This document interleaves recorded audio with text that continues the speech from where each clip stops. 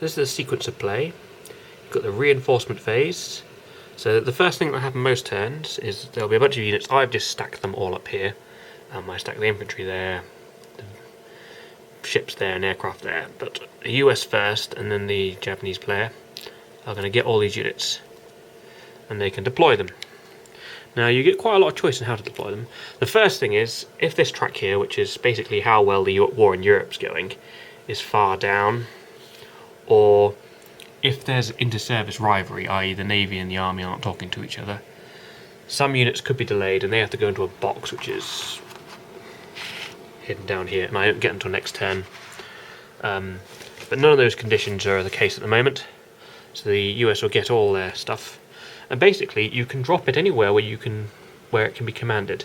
So I could, in theory, drop that fleet anywhere within 25 hexes of this HQ here, so long as it's not an enemy-controlled hex port, because it has to be a port for ships. It has to be an airstrip, obviously, for planes, and for ground troops, it's got to be ground, obviously.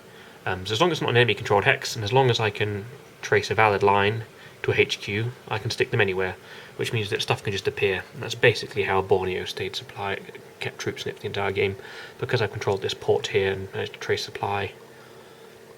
I'll explain supply later.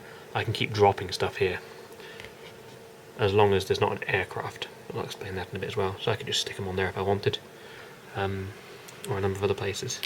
So you get your reinforcements first. Both sides put those out. Then you get some what's called replacements, and that's basically repairing damaged or broken units. You'll see that the Japanese get very little replacements, hardly any. They get a few ship replacements basically. The Allies get quite a lot of ground, quite a lot of air, not many ship replacements. So again, air is, you can throw away air and it'll come back to an extent, troops as well, but you've got to save your ships, you've got to look after them. And then you have what's called strategic warfare. It sounds quite complicated in the rules, but basically it's two things. If you have some long-range bombers and they're in range of Japan, you can bomb Japan. That doesn't happen until the B-29s come out, and that's only in the last couple of turns of the game. So you can ignore that. Normally what you're going to do is roll for submarine warfare, which basically means you're going to roll a die, you're going to subtract the turn number from it, and you might add or subtract a few modifiers, like the Japanese played a number of cards that give them escorts, which adds some modifiers. And if that's a naught, the Japanese lose a card. It's as simple as that. Also, if it's naught, they lose an amphibious shipping point, which limits how many troops they can move around across the sea each turn.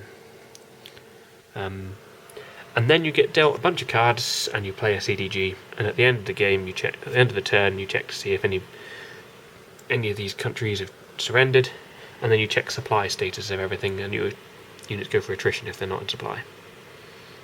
So that's the turn overview. I will run through an offensive after I've played a few cards and found something suitable.